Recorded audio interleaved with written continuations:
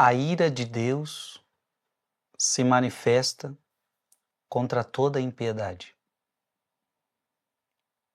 A ira de Deus se manifesta contra toda impiedade. É sobre isso que nós vamos meditar hoje, sobre a ira de Deus.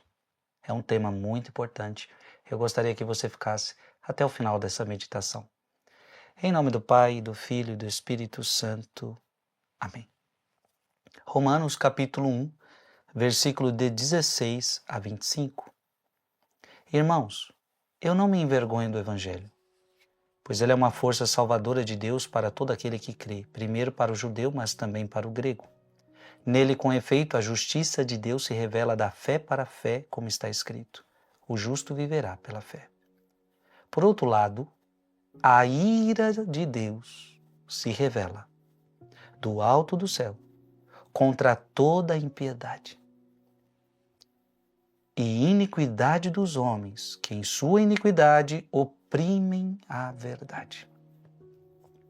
Pois o que de Deus se pode conhecer é manifesto aos homens. Deus mesmo lhe o manifestou. Suas perfeições invisíveis, como seu poder eterno e sua natureza divina, são claramente conhecidas através de suas obras, desde a criação do mundo. Assim, eles não têm desculpa por não terem dado glória e ação de graças a Deus como se deve, embora o tenham conhecido. Pelo contrário, efetuam-se em suas especulações e seu coração insensato se obscureceu. Alardeando sabedoria, tornaram-se ignorantes e trocaram a glória do Deus incorruptível por uma figura ou imagem de seres corruptíveis, homens, pássaros, quadrúpedes, répteis. Por isso, Deus os entregou com as paixões de seus corações a tal impureza que eles mesmos desonraram seus próprios corpos. Trocaram a verdade de Deus pela mentira, adorando e servindo a criatura no lugar do Criador, que é bendito para sempre. Amém. Palavra do Senhor. Amado irmão e amada irmã, Romanos capítulo 1, versículo 18, por outro lado, a ira de Deus se revela do alto do céu contra toda a impiedade. Veja, o problema de Deus não é com a pessoa. O problema de Deus é com a impiedade da pessoa. Muitas vezes o mundo de hoje confunde isso. Deus ama o pecador? Claro que Deus ama a todos. Mas Deus não pode amar o seu pecado. Você tem que fazer essa distinção.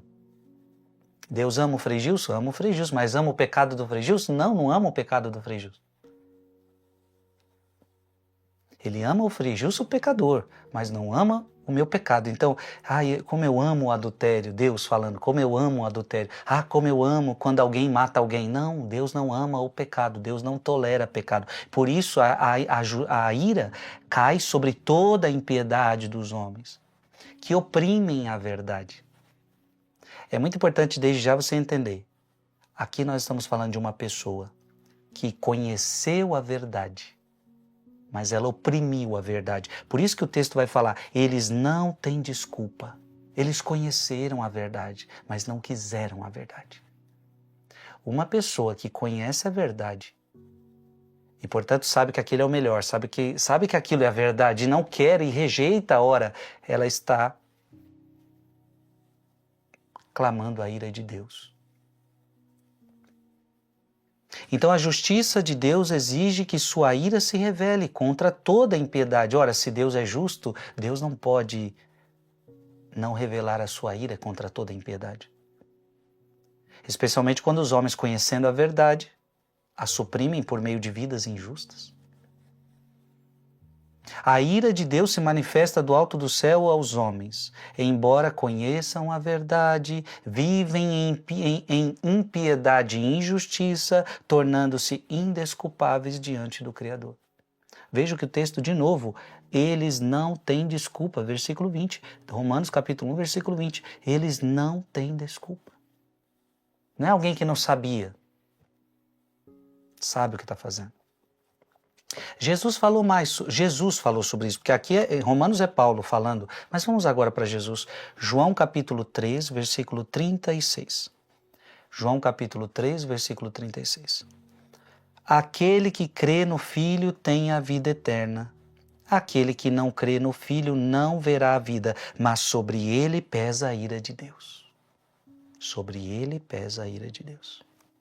Colossenses, capítulo 3, versículo de 5 a 6. Mortificai, pois, os vossos membros no que tem de terreno, a devassidão, a impureza, as paixões, os maus desejos, a cobiça, que é uma idolatria. Dessas coisas que eu acabei de falar, impureza, paixões, maus desejos, cobiça, dessas coisas provém a ira de Deus sobre os descrentes. Por fim, Hebreus capítulo 10, versículo de 26 a 27. Depois de termos recebido o conhecimento da verdade, depois que você conheceu a verdade, se a abandonarmos voluntariamente, já não haverá sacrifício para expiar este pecado. Só teremos que esperar um juízo tremendo e o fogo ardente que há de devorar os rebeldes. Em outras palavras, é a pessoa rebelde que quer continuar na sua rebeldia, mesmo sabendo que isso está errado. Não, você não pode ser assim. Eu não posso ser um rebelde. Mesmo sabendo da verdade, mesmo sabendo que agrada a Deus, eu quero viver na rebeldia, eu quero viver no pecado. Não. Eu não posso fazer isso. Escreve aqui nos comentários. Eu não quero ser rebelde com Deus. Eu não quero ser rebelde com Deus.